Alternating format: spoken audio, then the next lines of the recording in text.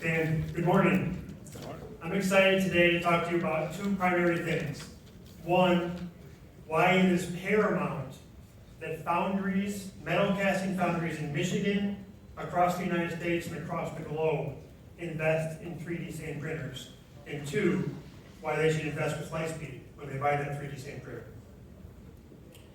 Castings are everywhere. It's a $44 billion U.S. market.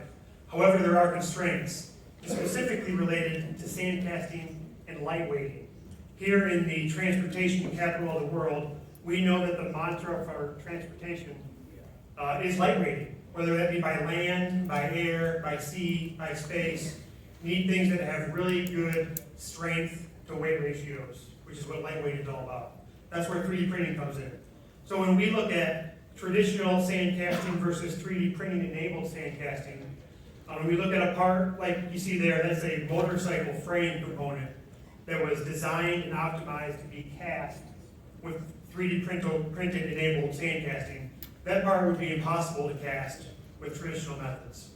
So when it comes to lightweighting, 3D printing is the way to go.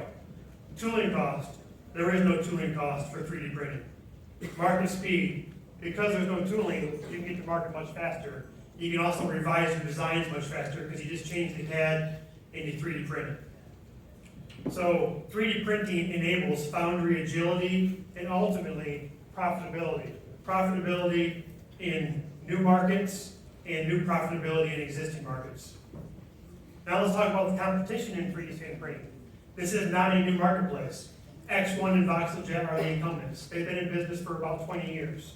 X1 was just purchased last year by Desktop Metal for $575 million. This is a big deal. So why are we going into this market with a company that was acquired for $575 million? Well, it's because at LightSpeed we have a machine that's half the cost of the incumbent machines. At LightSpeed we have a machine that's 2 times as productive as the incumbent machines, again at half the cost. We have a machine that's more friendly to the employees as well as to the environment. And we have a machine that can operate with all alloys in more unique shapes than the incumbent machines. How is that possible? It's because of our proprietary blue nano binder that's revolutionary. So what's our business model? It's very simple. We sell machines for about $600,000. We sell binder, recurring revenue of about $100,000 per year per machine. So every machine we sell, $100,000 every year they use it. There's other opportunities for services and prototypes. We have low overhead. We have a strategic manufacturing alliance, so we have a very small headcount on LightSpeed, which allows us to be profitable quickly and recurring. And we're projecting investment IRRs around 20%. Traction, we have over $1 million in POs pending. We have, in addition to that, we have prototype POs with a Fortune 10 tech company and a huge US railcar manufacturer. And we're going to convert those prototype POs to machine POs, and that's over and above the $1 million. We have patents and trademarks for our Blue Nano binder and our IRV builder, which is the title or trademark for our machinery. Market launch, Beachhead is existing 3D printing foundries. They're already doing it. We're going to go with them first. Niche markets, the Ductile Iron Society, where we're active, they have higher margins. We'll go with them. Educational and defense institutions. Expansion.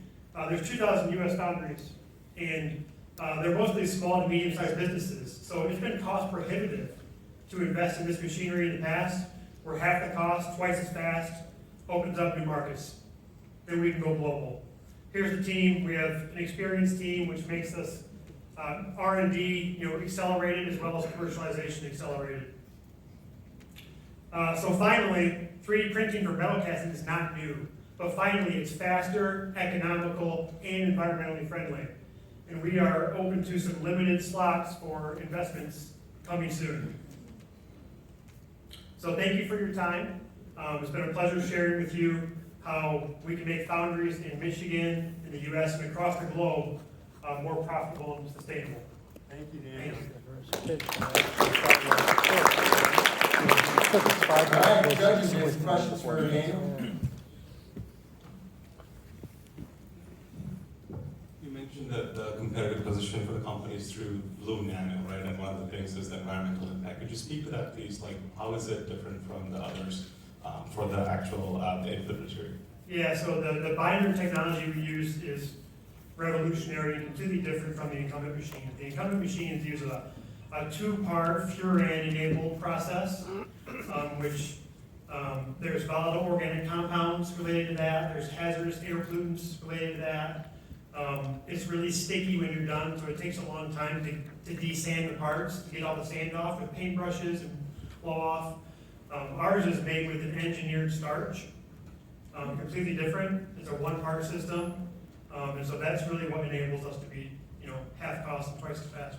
Can you build any type of a moat around it from a regulatory perspective, given how you are better for the environment? I'm sorry. Like a moat, like a defensive, like an approval from the EPA or something like that. Is there something like that for the product? That's a great question, and that's something we should pursue. Good question. And I guess further to that point, we do have patents on our binder as well as our machine, so that's somewhat of a moat for our engineered starch binder. So how does it compete on the part price, and do you have a way to scale to, let's say, serial production with high volumes? So traditional serial production for very simple parts and very high volumes, that's not going to be a 3D printing market in the near future, right?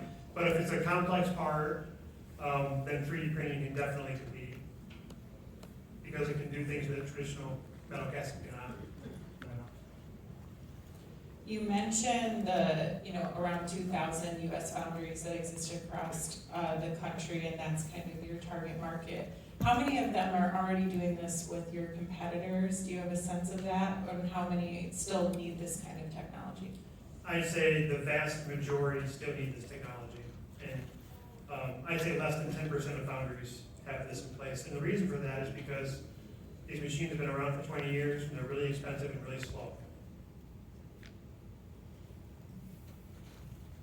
Was there something that enables the Blue Nano binder to 3D print quicker? So are you able to print quicker than the competition as well? So our 3D binder does help with that, but also the machine we've designed, it prints bidirectionally in single pass. So traditional 3D printers, they print in one direction and they raster back and forth as they print. We have a full width scanning single pass printing machine, and we print forward and backward. And we have that patented as well.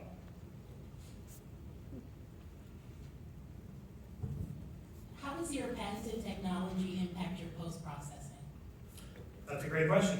So post-processing, I talked about how the furan process has the sand sticks to the parts, and you have to do paintbrushes or heavy air to blow off the excess sand that's not supposed to be part of the part, which causes defects a lot of the times.